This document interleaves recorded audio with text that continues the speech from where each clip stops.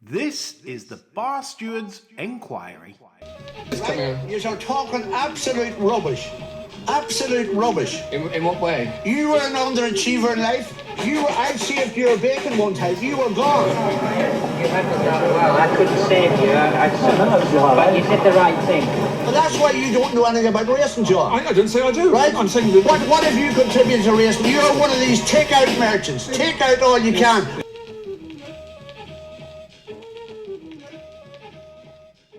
Hello, big warm welcome. Yes, we're at home, boys. This is it.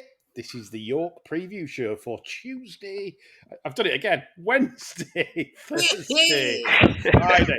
The amount of times that me and John do this to this day, it's like Newbury and Racing TV, isn't it? Everyone's clicking on Racing TV for Newbury stuff, and it's on ATR. Wednesday and Thursday, and of course Friday, we're covering on this first show. The next show will be on Friday, covering Saturday, and that will be me, John, Nick Davis, and Andy Richmond to chew the fat. Melrose special. Yes, the Melrose special. John's got half the field. I'm sure he's going to narrow it down. So the format is Tuesday and Wednesday and Thursday.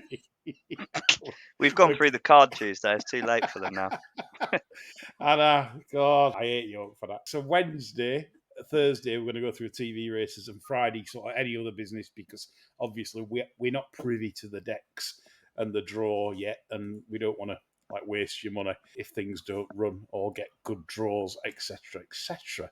We're excited for this. We're in the middle tomorrow having a picnic, me and John, with Lucky Blucky, the producer, and Councillor Woodman. So if you want to join us for a bit of pork pie, feel free, but don't eat everything. So anyway, York tomorrow starts off with the Symphony Group handicap over 5.5 furlongs. Traditionally, you do want to be drawn low at York, and a lot of fancied horses like Acomb, Pilgrim have got very high draws, which might be a concern if you're a sort of a stats bod on where can win sprints from at York. It's not always been the case. Sometimes Stans has played out. Any sort of valid thoughts on this? This was probably my nightmare race of the meeting, to be honest, in terms of, you wouldn't mind if you turned up late, would you? Jack, I'm going to straight on to you. There's one in here I like, but I'm equally with you, Lee, in the sense that there'll be much better betting opportunities throughout the day and the rest of the week. But given that we now have the draws, obviously Holcomb Bay was Davis's shout from the other day, and he's been butchered there, unfortunately, off out of 22. So little bit boring, but I think Shagran could still have a bit of improvement to come. I was impressed with his win last time out at Goodwood, when he probably wasn't on the favoured side of the track either, but still managed to get the job done quite nicely. He's up 5 for that, but I think there's still improvement to come from this horse, and I think Mick Appleby's done a great job picking him up from Clive Cox, and they thought of him as a group performer last year. You know, he was chucked into some decent races, and he probably is still listed stroke group 3 class, so off 98 he should still be competitive. The only thing I would say is that, and I'm not really a trends man, but 3-year-olds appear to have a pretty poor record in this race. They've won none of the last 10. Now I don't know how many have tried it. Maybe not very many. But I think he'll have conditions to suit tomorrow. He'll be getting rolling off the front end.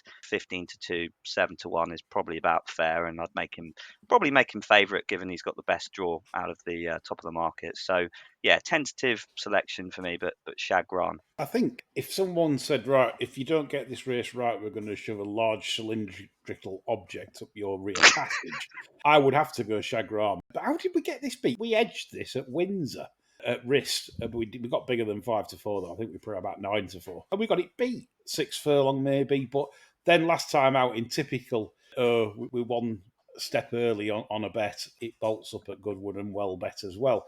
Like you say, I think there is mileage in this off 98 still. And looking at the draws, stall 8 looks a lot kinder under Tom Marquand to get the job done. John? I've no intention of having a bet. If somebody put a gun to my head, I'd go with Desert Cop. Drawn near plenty of pace. I think there's a lot of pace up the middle. Desert Cop and a Shane Murphy to pile on the misery for punters. It's usually a miserable start, that race. Everyone's miserable after that. You have to get some drinking. Right, so we move on. We've got nothing solid for you in that. So the 225 Tattersalls Acomb Stakes, a Group 3 affair. I always consider this better than the Group 3. I've no idea why he hasn't been elevated to Group 2. It might do. The prize money is certainly Group 2 level. We've got a market leader here in Ruling Court for Charlie Appleby at 11 to 10. And the Lion in Winter from Aidan O'Brien. I see the Stars Colt under Ryan Moore. John? I'm still with the Lion in Winter. I put him up on our anti-post show, and even though the price is somewhat diminished, I still think he's by far the most likely winner. I haven't changed my view on Rolling Court. I want to take him on. He strikes me as a type that could go backwards from debut. I pretty much see it as a two-horse affair, to be honest. I don't think the rest of them have shown as much, certainly not as much potential as these two. And as I said, I think the Lion in Winter's a really good horse. I think his maiden form stacks up, and I'm pretty confident he'll win, to be honest. Right, interesting. So that's around the 5 to 2 mark. And when you mentioned him, I think he was 7 to 2, 4 to 1, I think, in a place on anti-posture. Jack? I'm not as confident as John on anything in here, really. I did like one for Hugo Palmer, but they didn't declare it in typical fashion. So I think it will be between top of the market. I think if I could give a pointer to one who I think might run a nice race and maybe hit the frame, it's the Shirts Yarug, who as big as 25s at the minute and hasn't really done very much wrong. He's knocked off a couple of maidens. His form from Haydock's working out fairly well. The second Seagulls 11 was second in the superlative. So yeah, I think they are much of a muchness in behind those two, and he's probably big at 25. So might be one for your place markets or something like that. Right, I'm going to do a winner takes all here. We have a difference of opinion, Jeffrey. Do you remember that show with old Jimmy Tarbuck and Jeffrey Wheeler? John hated that. 11 to 10 Ruling Court. I think I'm going to smash the rear end off this. I personally think this is a very, very, very good animal. And it's certainly got more pace than the Lion in Winter for York 7. That's where I'm at. The 49-second sectional at Sandown was astonishing, considering it was 2 seconds faster than the one in second. To me, that just reveals all. It's an absolute machine. I can just see this thriving for this sort of track because he has the pace. Lion in Winter's a very good horse. I've no doubt what John's saying, I totally get it because he is a very good horse. And the betting's sort of telling you that because it's any price bar 2 sort of thing. But I just think under the conditions, it's going to be quick. The wind's going to move slightly behind tomorrow with a west-southwest. There's no hiding place if you're off it 2 or 3 out here. And that's why a big Ruling Court fancier.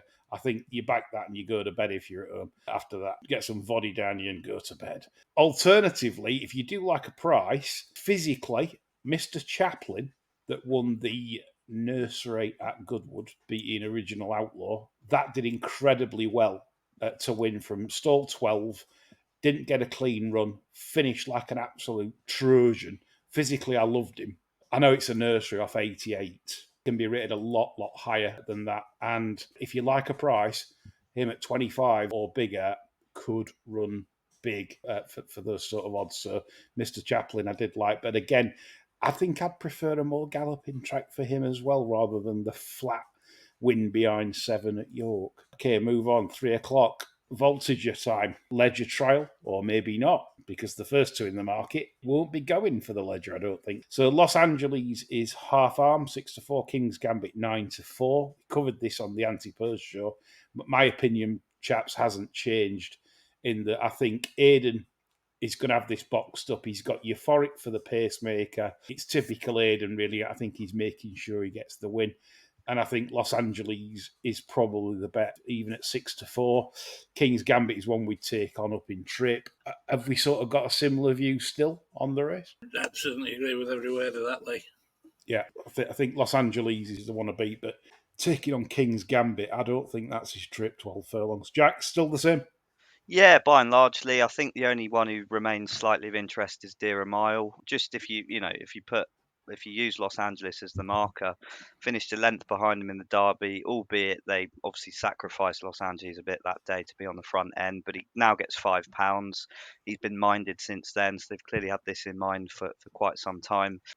King's Gambit is the massive outlier for me in the market at 9 to 4 or shorter in places. So the 8s, 9s about Dear a Mile, probably small interest, or in the spirit of Nick Davis, do the 1-2 Los Angeles Dear a Mile. I think that end-to-end gallop will certainly suit him, and he's a good stayer at the trip, as we know. So, yeah, largely with the Fav, but Dear a Mile to potentially run into second. We did cover that, and I think it's nice that we're all sort of on the hymn sheet with that one, that we're all against King's Gambit.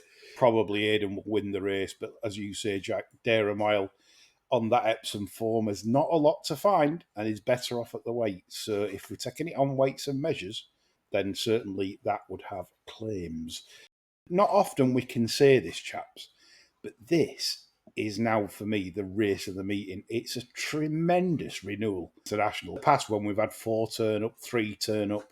We've actually got a proper race, a proper field. It feels like a proper Group 1 in terms of you've got an older filly in blue stocking that is definitely better at 1.25 miles. You've got an impressive French horse that absolutely blitzed them at Royal Ascot.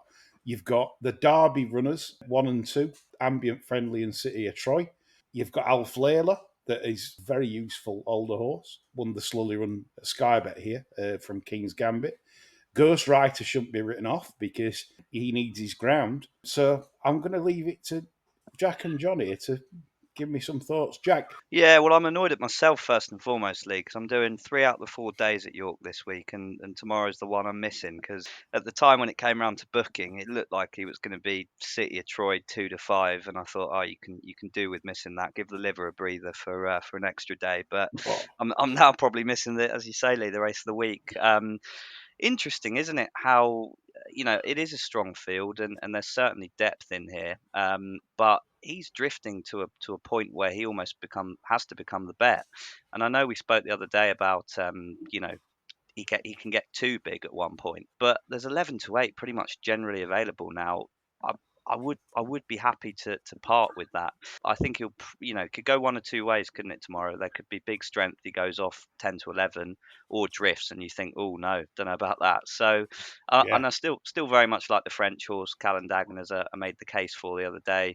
I couldn't have him the same price as Ambient Friendly, who's been beaten out, not out of touch, but beaten fair and square the last couple of times. So, yeah, Calendagan's still a point or two too big, but City of Troy is it's like the little the devil on the shoulder, and he's tapping away at me, thinking, oh, when's the time to bet him? And it could be at this price. I don't know. I think we did say on the show, didn't we? We said, when does City of Troy become a bet? And did we say 6-4 on the anti-purse show?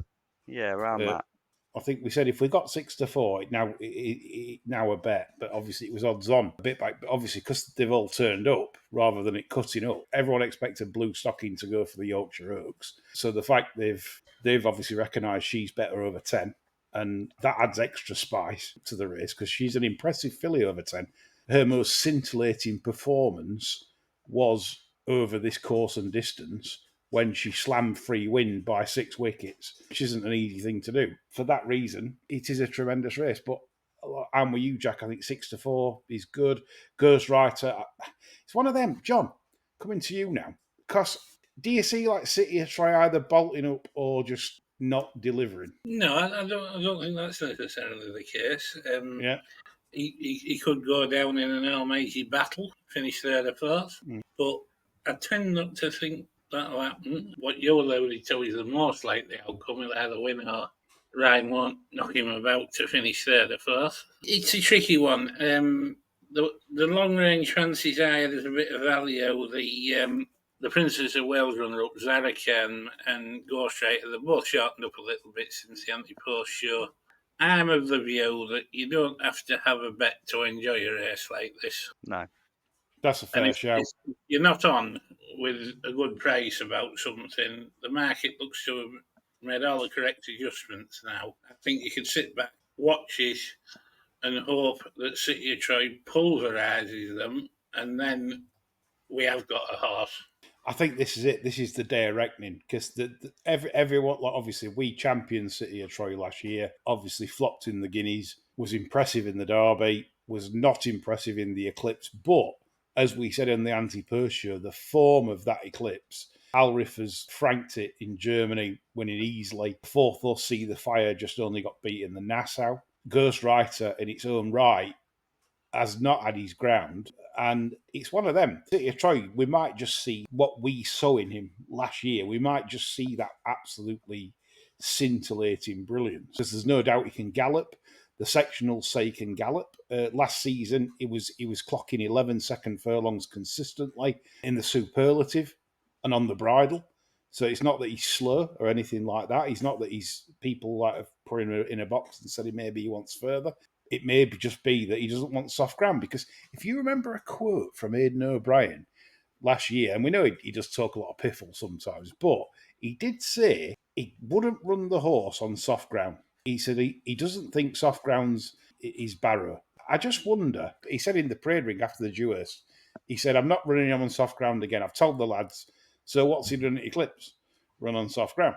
Maybe we've just, he's won despite of that, and we might see a scintillating performance, hopefully. An interesting point is that you typically, we've got a massive field here. I know they've done a great job on the prize money and it's now worth buckets, but typically you'd have a short price favourite and everyone else would look for something else. But they're all, I know trainers aren't the smartest as beings as we talk about, but they're all lining up to have a go here. And they're not all idiots. There's some shrewd enough operators in there. So they might just be looking too much into the Guineas run and thinking he's beatable when he's probably not. But it is interesting that the consensus is there's a lot of good horses in here who could have easily gone for something else and avoided this, but they're all keen to have a go. But for us as race goers, punters, whatever, we've got a great race, so I'm all for it. Blue Stocking, for me, 10 furlongs, this track and distance, is genuinely around that mark.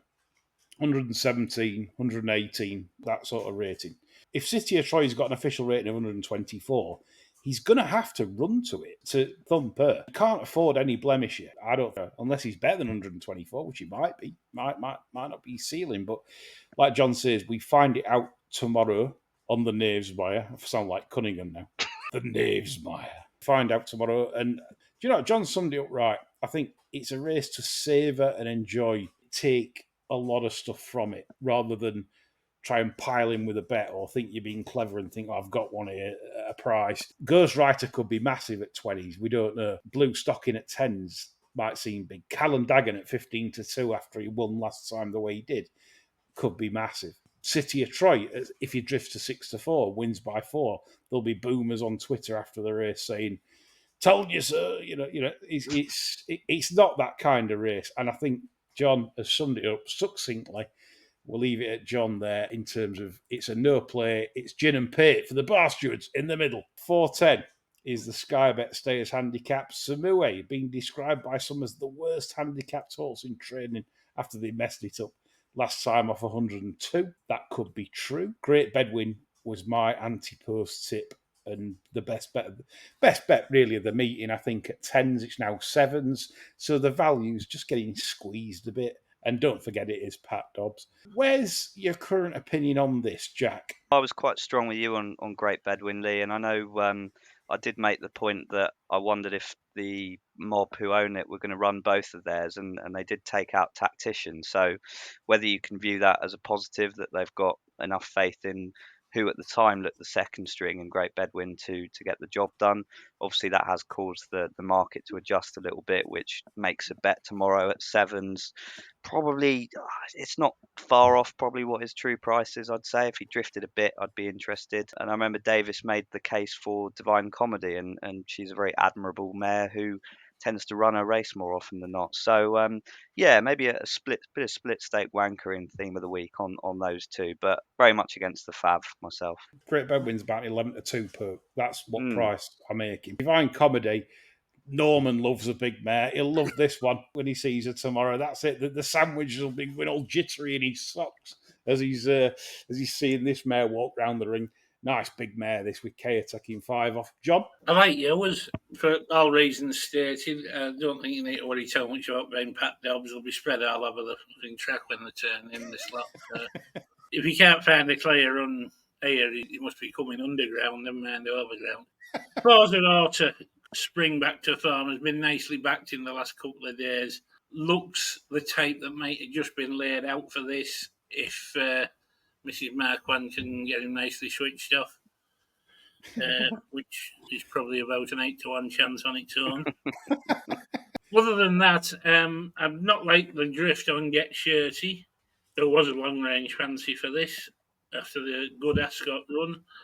I'll probably still have a little bit on him, I think, because you wouldn't want him winning and nothing on him. But I'm pretty much all in on yours. So best bets for day one. I'll go around the wheel. John, I'll come straight back to you. The one you're keen on still at the prices and your best bet for day one. My best bet for day one would be...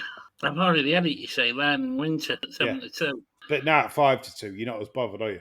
No, I wouldn't be ultra strong on anything else at the prices. I'd be loath to put something up.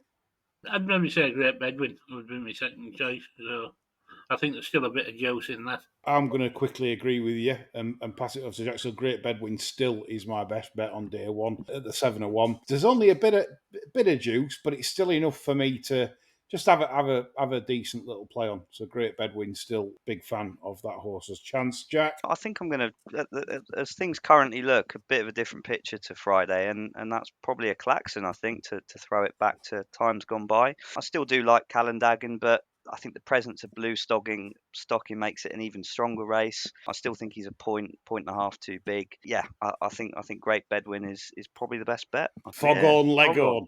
Yes, we've done a Foghorn bet. Yeah, it's a Great Bedouin. That's the one.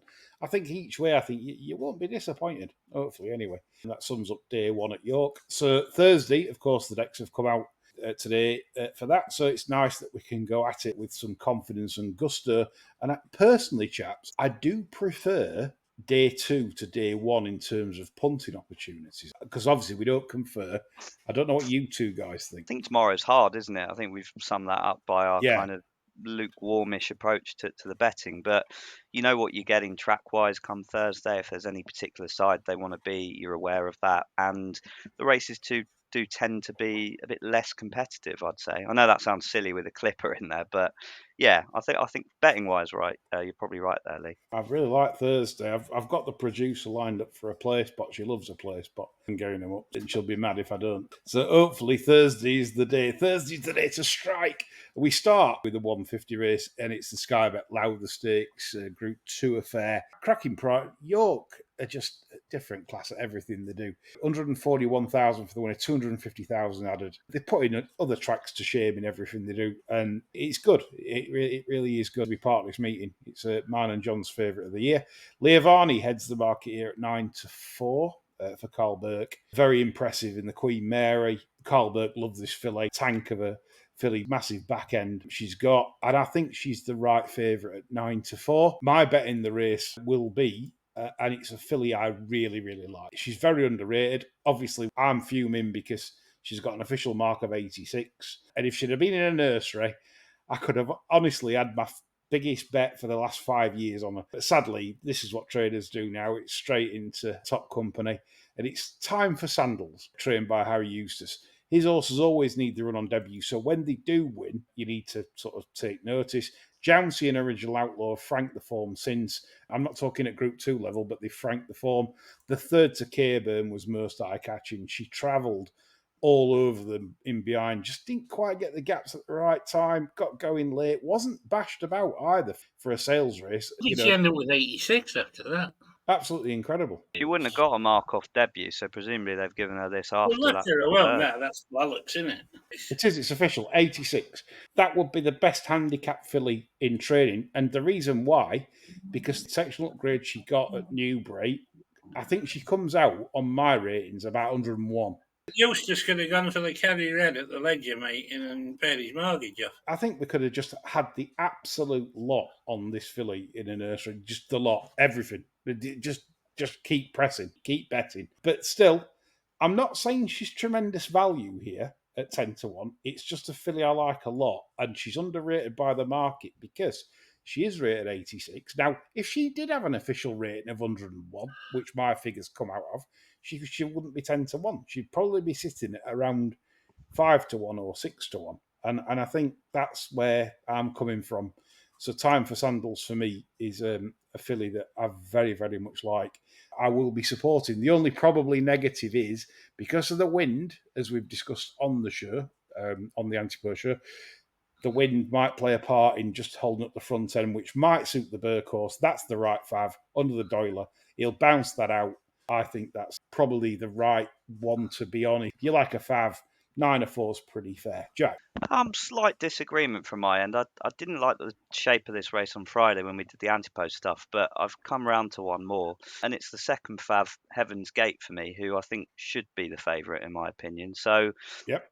a length thirds in the Albany when showing loads of early speed, pretty much making everyone else's running. Stiff 6 at Ascot, didn't quite see it out, but going a length down to Simmering, who's won 2 on the spin since. Fairy Godmother, who probably wins the Cheveley Park. That's by no means a disgrace. She's then finished third next time out at HQ, again when making the bulk of the running. Got passed by Arabian Dusk, who I know disappointed the other day in the morning, but that's the Crisfords for you. And Mountain Breeze, who's a solid yardstick. And if you watch the end of that race, Ryan just eased off her a little bit when he knew the race was done, just to think there's another day for this one, son. She's gone and won one of those big sales races at Naas, worth a lot of money. And those big field things they have over there in Ireland, they're as good as anything at Royal Ascot, to be honest, given how competitive they can be. And just with the wind form in mind, she's really got that early speed. Ryan's just got to bounce her out. Yes, Leovani might be sort of taking her on for the lead, but if you're using Mighty Eriu, who was second to Leovani in the Queen Mary, again, I know she was great value for the win, but that's been beaten by Heaven's Gate next time out, and also she's got to give her £3 here. So at the weights, I'd have Heaven's Gate as the favourite, and I think she's got the right running style to be seen to best effect on Thursday. So yeah, I'd have a probably 15 to 8, 2 to 1. So the threes appeals for me at this stage is quite a strong fancy. Excellent. Fair play, Jack. The rules are on this podcast that you're sitting with us on Thursday, of course, in the County Stand Champagne Law. It's a match bet, so it's like whoever's wrong in Leovani and Evans Gate in a match bet gets the champers in after that race. Yes. Deal. Yeah, deal. We're doing that. John? I'm staying out of that champers bet. You can just drink whoever buys it, John. I'll probably treat myself to a lobster roll while this is running. Yeah. Have you got Old Davis? Sprint fillies at this level aren't really my bag, to be honest. I think Leovani's the most likely winner. Do I want to back it? Do I fuck?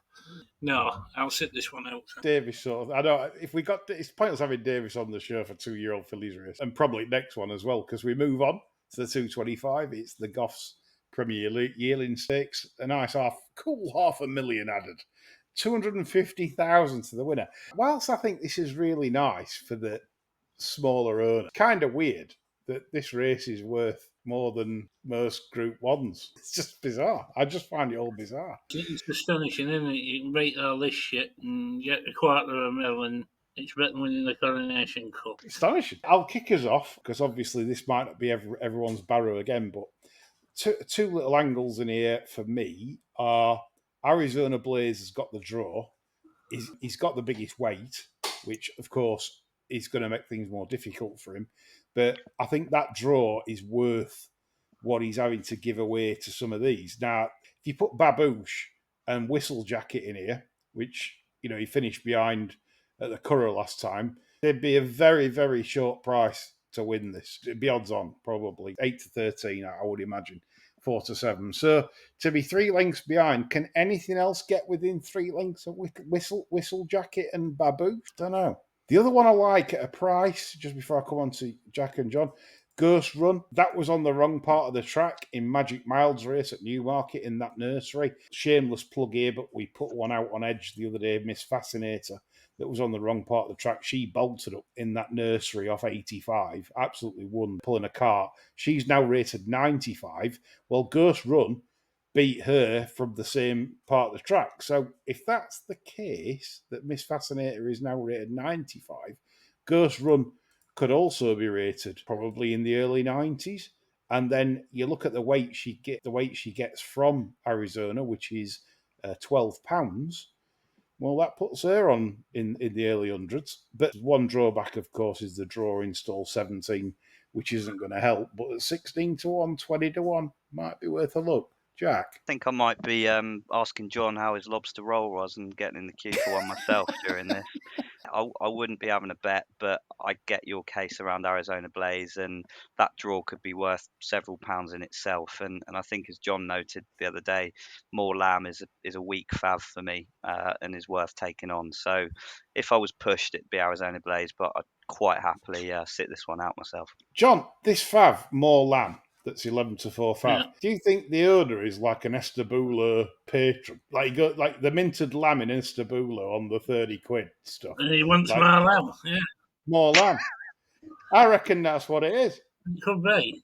When they come round with sausage and chicken, you don't want that. They'll come round with fillet and. But the minted lamb is a massive napping. If you ever go to Estabula's, minted lamb, it's an absolute must have it, John. I think that's a very good summing up of the Fab's chance, to be honest. C.R. Hurst. Yeah. Yes, an Estabula patron.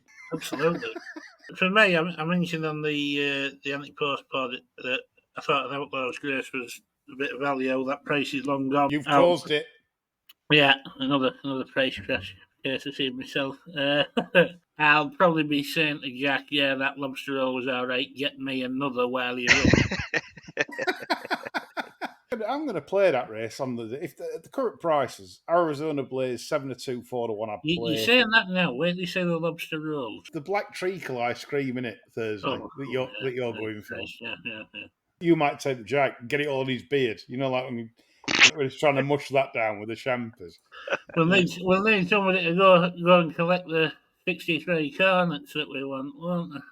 Yeah. Fortunately, the weather's not as hot as it's been this summer, so a silhouette coming back with like 6 cones in 2 hands, all melted down their arms. That'll be at least saved that experience. We're whipping it in as well Thursday night, aren't we? Yes, whip it in Thursday night. The best steaks in York. They hang them to dry for many days. I don't know how many days until the very dry.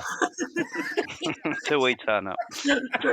3 o'clock York is the Clipper handicap. This is one where Nick Davis, our very own Nick Davis, who of course tipped the St Wilfrid winner at a nice price in his last preview.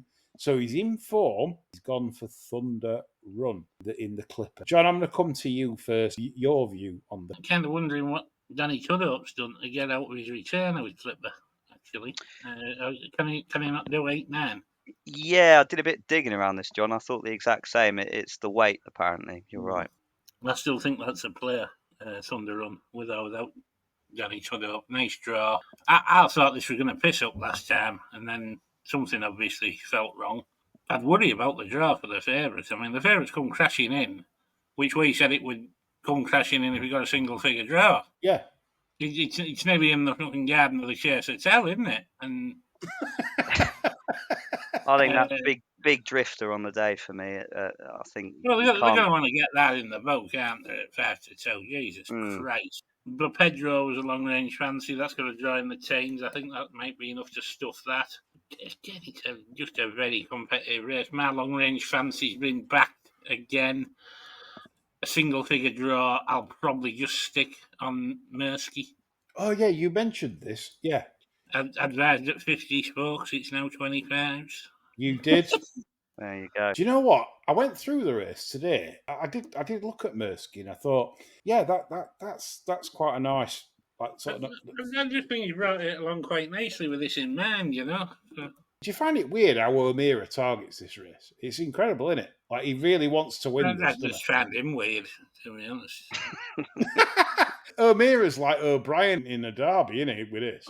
He's like O'Brien without the outgoing personality and misery guts. It's incredible how he's represented in this. He's probably got half at runners. Jack, just before you start, you've had an anti. I believe have you took the 6s this El Najm? Yeah, and that's probably not worth paper it's written on now. I mean, that probably is about the right price from that draw. I know he's got bundles in hand, but everything's going to have to go right. It's a big field. There's a lot of margin for error. If he wins, he just about gets up for me. Scrambled finish. But I think Davis has got it spot on with the way the race is set up. I think Thunder Run, I did a bit digging around what happened last time, and they said he came back lame, which, wasn't an awful long ago. So they must feel they've got him in a quick. I mean, John would probably know how much these things take your toll and sort of time wise what they need for recovery. But Yeah, depends how lame he was, Jack. You know, yeah, I mean, there's lame and there's lame. You know, I mean, they can come yeah, back absolutely up, or they can walk off back town to get to the horse box.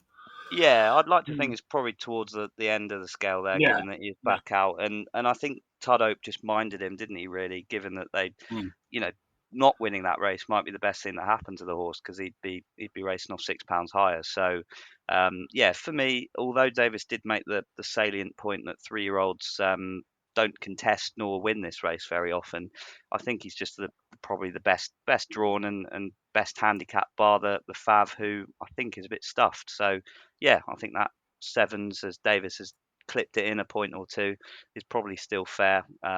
Probably having Fav actually, and he might well go off Fav, to be fair. I still think El Najm will go off Fav, but it's just one of them. You'd need an absolute. I can't have that from stall 17. No, You no, I know, wouldn't recommend that. I'll probably lay my stake off or half of it or something. And even Medician got beat John Smith's Cup. With John Smith's Cup, Johnny got beat in Medician. Yes, from a shit draw. I think he was about 22. I think Was he drawing 2? 22. Yeah, I can remember him being wide. I think he went off. I could be wrong because I ain't got things in front of me. But I think he went off 13-8 Medician in John Smith's Cup. But of course, you can get group horses beat with bad circumstances, which of course we know he's a group horse. Just to offer my opinion to finish, Blue for You. I don't understand why none of us aren't really waxing lyrical about Blue for You. Tudhope obviously keeps the ride because of the weight, but when you consider this horse, and I thought he'd blown his chance of a follow-up in the Clipper when he won the John Smiths over the mile back in July of 95. I didn't think he'd go up £4. I thought he'd go up more than that. Plenty of value for that one. Let's go through his history at York. So last season, he was 13-2 joint favourite off a mark of 105. We said on this show, how could he be any chance whatsoever from stall 18? So that was off 105. The year before that, he won the race from Escobar off 96 from stall 1. Why, off 99, is he double figures on a course and distance he loves? He'll get a nice trip from stall 4. Why is that 12-1? Anybody? fair case. Yeah. Numbers and figures. And the other one is another O'Meara runner. Like I say, he's got half at field, but the value's got on it now. It's 66 into 20s. Benatos, that ran in El Najm's race at Ascot, was held up, and we know how slow a pace it was at Ascot, because nothing got from the back, and Eagley was on the wrong part of the track, on the wing. He was a pound out of the handicap as well that day. Bolted up at Windsor, really did bolt up, strong through the line as well, so he's in form. Does run here wrong, £2 wrong, official rating 89, but he's got the penalty at 91, but he's got the draw. So I'm thinking that couldn't have been like 33s plus, but it has been trimmed into 20s. They were my two against the field. So John's got like Mersky, or whatever you're going to call it. Davis with Thunder Run for Patreon. Jack agrees with Davis on Thunder Run. And El Najm, sadly, for all those people that just wanted that 1-7 draw, 1-8 draw, not to be. And he's going to have to prove he's a very, very good horse to win off that mark. 335 York. It is the Yorkshire Oaks, Queen of the Pride. I know for a fact, Jack, you like Queen of the Pride. I do, and yeah, to follow John's theme of you should have taken this because it's now this. I think it was 11-2, 5-1 at least when I put this up. Did make the point that they kept blue stocking in the Juddmonte and she might defect, and for once in my life, things are working out for me at this stage at least. So it's not Agus. Yeah, exactly. That'll be why. Oh God, there'll be more of that in the week, I'm sure. Look, she's probably the right fav for me. I think the 5-2 is skinny. Wouldn't be keen to take any more of that. I don't like the second fav, Content. I think I got it in for this horse a bit. I just think I think I backed her in the French Guineas and was really disappointed. She just pulls really hard. And I know she did come second last time out in the Irish Oaks. She had the race there for her that day, pacemakers on, smuggled up, given the finishing effort, but couldn't get the job done. So I think she's too short, and I don't really understand why she's shorter than the Beckett horse, who beat her fair and square for me. I think one at a big price, if they're not going to sacrifice on the front end, is Port Fairy, who, it was bizarre. One of the biggest drifters I've seen this season in the Irish Oaks. She was about 6.5 on the machine. Went off massive, like 15, 16 on there. They knew something that day. So if she's actually given a fair chance, she's a Ribblesdale winner. She'll go on the ground. She's tough as nails, and 20s, 25s is quite big. But yeah, I'm quite happy with my Queen of the Pride at this stage. I think she's the right favourite. I'm going to sort of half agree with you there and say I'm going to play this race two-pronged, and it's going to be a bet on Queen of the Pride, even at this price now. I'm not going to lose on Emily Upjohn. And I know, like, you think maybe she's gone, this, that, and the other. I think that's a dangerous view to take, because Emily Upjohn's form with Blue Stocking, when she had Content 4 lengths further back in third. So why is Content a point shorter? Emily Upjohn's had one run since, which was that farce of a race that Ryan Moore dominated in the Nassau. It was a farce. It was a complete farce. She was wide. She didn't get the right ride. She went off 74 that. Just suddenly to just dismiss her and go, that's it, she's finished. She might be. But what I'm trying to say is that this is not a vintage renewal of the Yorkshire Oaks with the defection of Blue Stocking. So, with that in mind, anyone that playing this race, I don't rate the Irish Oaks form, by the way. I think that is complete putty. It don't make any sense. It's shit 8 form. For me, it's Queen of the Pride. I'm with you, because I think she's a tough filly, real tough as well. I think with fillies, what you want is constitution. You would need ability, but you need constitution. And she fight. She's like a Doncaster. She'd fight anybody. She'd fight the men. That's what you want. So Emily Upjohn to save for me. John? I think you sum that race up, late, to be honest. I'm not very keen on much of anything else outside of those two. Queen of the Pride's probably the one going forward. I would say with it. Feel free to move on. 4:10 is the Galtres Stakes, which of course is a race that John loves to find the winner of, like the Melrose, and loves to follow the form for this. And so, John, I'm going to come to you first for your take on the Galtres. I'm afraid it's very boring, Lee, to be honest, because I think this is a poor Galtres. I think See Just in Time has this by the proverbial knackers. I think anything odds against wants taking, in all fairness, because I think she was probably on the cusp of, if they managed to get another run into her, I think she'd have been the Yorkshire Oaks anyway, never mind this. She's well entered up for the back end of the year. The rest of these are much of a muchness. I don't think they'll present any problem to her whatsoever. And I'd be very confident they were winning this. We sort of said this on the anti-purse. Jack? Completely agree. I'm actually surprised, since the declarations have been out, that she's opened up. I know nothing really defected, but she's still 6-4, 13-8 in a place. That's perfectly fair price for me. The second Fav Fairy Glen, the only thing I would say on her is that she was electric on the clock at Kempton the time before last, and I was really keen on her that day in the Chalice Stakes, but she drifted loads, hung. She might have just hated HQ. Don't blame a lot of them for it. She didn't seem at home at all there. Whether a more conventional galloping track like York suits her potentially, and she might be a touch overs, sort of 8s off that basis, but she'll do well to beat this Fav, really. I agree with both of you, by the way, in terms of the Fav.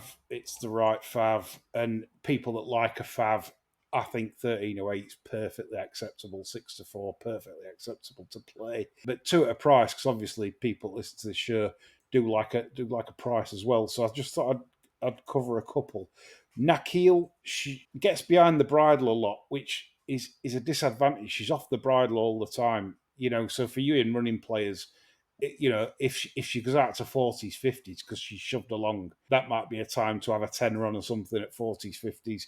She does fine for pressure, and she just stay on sort of after the Lord Mayor's show. But that could be temperament, or it could be just the fact that she's just not had proper gallops to run at also. So just bear that in mind if you are that sort of player. The most interesting one in the race, I think, has gone completely underlooked, is Noisy Jazz. Destroyed Charlotte's Web on debut. That horse ran well in a warm novice at Wolverhampton next time, finishing third. She's won by 5 lengths on debut over a mile, and rightfully so went off 25-1. And people say, well, why is that rightly so? Well, she's a half sister to Big Orange and Lidford. So there's absolutely bundles of stamina in that pedigree. Look at the siblings. If this wins and wins easily, everyone's, how's that done that? She did that over a mile, and she was very strong through the line. Physically looks a nice filly for James Owen and the evil Gredley family. SDS on. One of them, he might be too handy on her, and we know a mile and a half at York is not ideal to sort of bounce one out and just try and make all over the mile and a half. But listen, Noisy Jazz, that you're an half sister to Big Orange, and you've won your maiden by 5 lengths over a mile. How are you 12-1 to win a below par Galtres? So that's for you lot at a price, in case you didn't want to back the Fav. So the best bet, chaps, on the Thursday. What are we saying? I'll go Heaven's Gate in the Lowther. Heaven's Gate in the Lowther for Jacker. John? Apologies, but say just in time. No, I don't apologise. This is what it is. Everyone wants winners. So I'm going to go... It's hard for me because I think there's a lot of prices here on the day. I'm going to go Time for Sandals against Jack. Only because I'm not confident. I'm just saying that I just don't think she should be the price she is on what I've got on the clock-ins, and physically I do like her. And the trainer just doesn't get them ready first time. So Time for Sandals against Jack in the Lowther for me. We move on to Friday now. Now, of course, we haven't got the declarations, so it's quite awkward in terms of trying to cover all the TV races because we don't know what's running, we don't know what draws they've got. So what I'm going to say to us now, John, Friday, have you got any you've got your eye on things? What are your best ones? I thought Cool Hoof Luke was rare bit of value in the gym crack. Tried to make all in the Coventry as a lunatic pace. He's only got beaten 3/4 by Rashabar, who ran well in France the other day. Then they tried stepping him up to 7 at Goodwood, which was absolutely fucking ridiculous. Dropping back to 6, easier 6 than Ascot. I think he'll outrun his price at 16-1 there.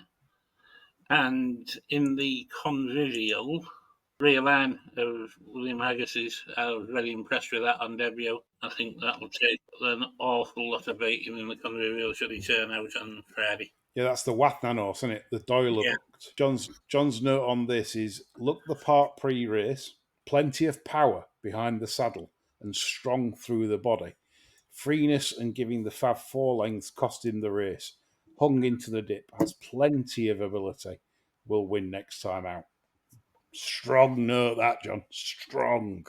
Yeah, I like it. I really like that horse. Very surprised. If he turns up, I'll be very surprised if there's anything good enough to beat him in that. Good stuff, mate. Like it. Love notes like that. People that work in industry like we do it day by day. It's a great note for punters, that, going forwards. Jack? I've got 2, Lee. I think the 225 Lonsdale Cup, I'm interested in Al Saqib, who's currently around the 8/10-1 mark. I was really impressed with his win last time out over, well, not quite course and distance, over the 14 in the John Smith Silver Cup. Didn't look anywhere near the winner really until about a furlong out, and I thought he fought really gamely to beat off a couple of decent yardsticks in Al Kareem and Wise Eagle. He sort of made his way quietly up through the handicap ranks, and still a relatively unexposed 4-year-old. So I've got negatives on sort of the rest of the field. Point Lonsdale, Aidan seems convinced, and he would definitely know more than I, but he seems adamant that he'll stay. I've not seen anything to suggest that myself. I know he's won over the 14 at Chester, but it's not the most stamina testing of tracks with the bends, etc. Every other time he's been put in a well-run sort of 12, he's like the Coronation Cup last year, for example, he's not been able to do it. So I know he's related to likes of Broome and they stay well, but this 2 miles is going to stretch him for me. Vauban's not been the same horse this year. A few underwhelming performances, particularly last time out at the Curragh when very well beaten by Tower London and Grosvenor Square. Gregory again has flattered to deceive this year, so I think there's a bit of a turn up for the books on the cards here, and Al Saqib appeals. And then in the Gym Crack, I'm going to go against John, and the price is very much on the wane, but it's Andersit, the Carl Burke horse, and coming into this off the one maiden, certainly lacks experience compared to some of these, but made a really big impression on debut over course and distance when the second Yarmoby there of Spencer won a nice listed race at Newbury last time out. So the form's got a bit of substance. They absolutely loved him for the Coventry, but he kicked out on the day and chucked that chance away. But he's been well-minded, and I can see this being very well backed on the day. And I think there's still a bit of juice at 4-1, 9-2. So there'll be some others, but when we've got decks and draws, but those two stand out at the minute. Yeah, good stuff. I agree with your point, ones. I don't think it does stay. I think you're right. I don't think that gets 2 mile if they give it a fifth leg. So there we go. So Jack is clearly against the market leader and with a good selection in the progressive Al-Kasib. I'm going one that'll upset John in the the 4-10 at York, the Phillies handicap. It's great to end the show upsetting John. Reach for Mick Easterby. Oh, sure. She'll be getting a bath that night, John. Incredible this. The Phillies handicap, right? So it's a good race, but whilst one of my followers, Chorus, which has got a low weight, 8 stone 3, Holly Doyle, it has put me off a little bit, I'll be honest. Obviously, Tom Marquand can't do that sort of weight. But Joe can do a comfortable 9 stone on Reach. Let me tell you, Reach is 2 from 2 in Phillies handicaps. Like it's unfortunate for Reach because Mick campaigns her against all the tough male horses. Botanical, she had to try and take on Botanical off 87 on reappearance. Then she finishes third to Ronneau, who has proven since this is like mega strong form, and that race is mega strong form, by the way. The handicappers left her alone on 87. Now she's back against fillies and mares. Well, there's nothing not to like here with Joe, and Mick will be there in his trainers in paddock with an ice cream. And I just thought, well, it's a nice tip at around 12-1 because that's a massive price, 12-1. It can't be that on what she's done this season. Half those odds, chaps. 6-1 tops, I would say, for Reach. Draw, not massively important. You won't want to be too wide there. So I suppose that is a worry if you get like stall 15 or 17 or something. But if you're in stall 8, whatever, fine, get a position. And upset John on the Friday as we're sat at home on our rest day, John. Yes, I'm probably the best place probably on Friday. If that wins, he'll shake his head, he'll say good. He'll not want me to put interview on with Mick. No, definitely not. Yeah, so that's my one and only bet at the moment for Friday. I think she's a tremendous bet. Absolutely tremendous. Right, what we're doing, chaps, in terms of we need to do like an each way lucky for punters. So let's form one now before we finish the show. What are we doing? So what prices have we got that we like? Jack, what's your best over the 2 or 3 days that you like at the prices? At the old Wolves Ices, and I know he's not quite declared yet, so I'll be getting pelters if he isn't. But he's jocked up, and it'd be Al Sakib at 8+ in the Lonsdale. That's first one in the each way lucky. John, at the prices, I still like Ghost Rider in the International Cup really for the purposes of this bet. Yeah, coming here from an eclipse where the farm's been franked and getting his ground. I think whereas you wouldn't need to go mad in the race, but I think for putting him in a lucky's not a bad option. Right, I'm going to go for Blue for You in the Clipper. I know it's against Davis, and I know you Patreon subscribers will have backed Davis's horse Thunder Run, which could be still very well handicapped. I agree. But I just think if you're going on weights and measures, Blue for You has to run its race and won't be far away. So for each way, lucky 15 purposes, 12-1, Blue for You. Who's going to get the fourth selection? Have you guys, Jack, have you a fourth selection? Put me on the spot a bit there, Lee. I'm trying to think through what I've spoken about. I mean, a solid one that should be hitting the frame from his draw, and you won't have to wait long to be put out your misery. Probably Shagran in the Symphony tomorrow is 7-1, 15-2, which I think is still very fair. John? I don't particularly have anything that's suitable, to be honest. Like for an each way lucky, yeah. Yeah, I'd stand down and let somebody else have a 12. Do you know what I'm going to do? Sorry, Jack, for doing this and me getting two, because it feels like I get what you're Now, saying if you're about stronger on one, Chevron. go for it. I was clutching a bit with that last one. I'm going to go Noisy Jazz in the Galtres, because again, we're playing for the each way angle. We want 4 places.